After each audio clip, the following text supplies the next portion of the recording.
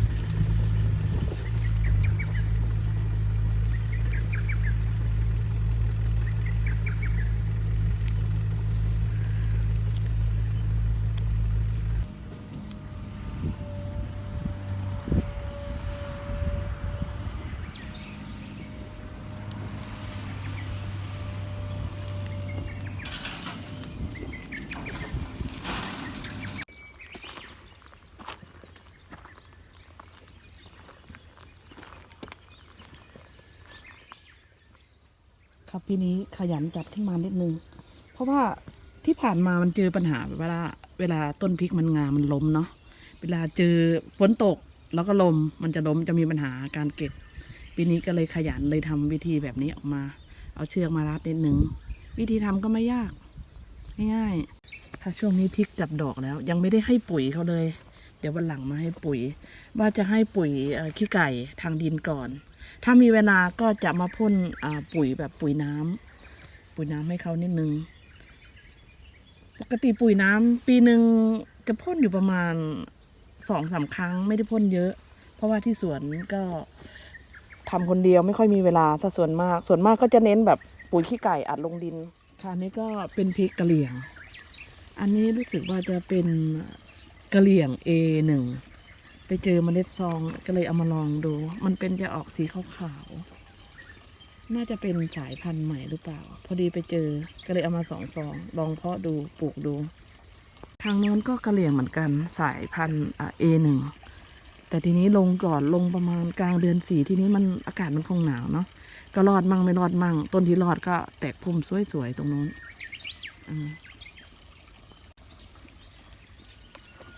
คันนี้กำลังแตกพุ่มงามเลยที่สวนเนี่ยจะลงจุดละ2 ต้นกล้า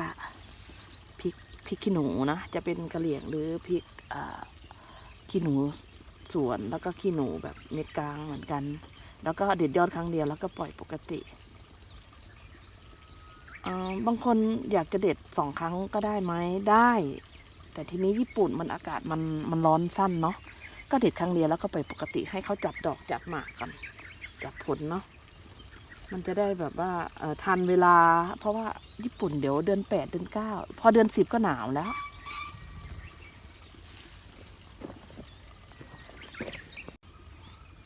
ค่ะทางนี้ก็กระเหลี่ยงริงพิงว่าจะทำเชือกกั้นเหมือนกันก็ปักหลักรอเหมือนกันตอนนี้กำลังแตกพุ่มอันนี้เพิ่งลงประมาณน่าจะประมาณวันที่10 เดือน 5กอเขายังเล็กอยู่ยังไม่โต กอดอกไม้นี่เหมือนจะโดนหนอนดำแทะช่วงเช้าๆนี่เราเขี่ยหาดูหนอนดำเนี่ยเจอพอดีเนี่ยหนอนดำเล็กๆเนี่ยต้องจับฆ่า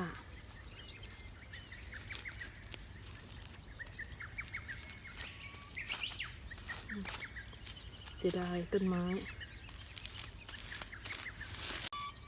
ข้าวแป้งนี้ก็เป็นพริกขี้หนูสวนลงที่หลังลงประมาณวันที่29 เดือน 5ตอนที่ลงก็ต้นกล้าเขาเหลืองเพราะว่ารากเขาเต็มกล่องที่เราแยกออกมาเนาะทีนี้ก็พอลงดินปุ๊บเนี่ยเริ่มแตกใบแล้วแตกยอดแล้ว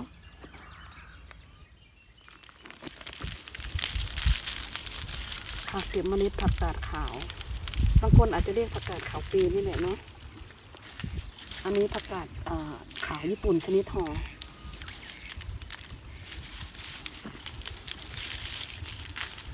ผักกาดขาวญี่ปุ่นกับเกาหลีมันน่าจะคล้ายๆกันเนาะ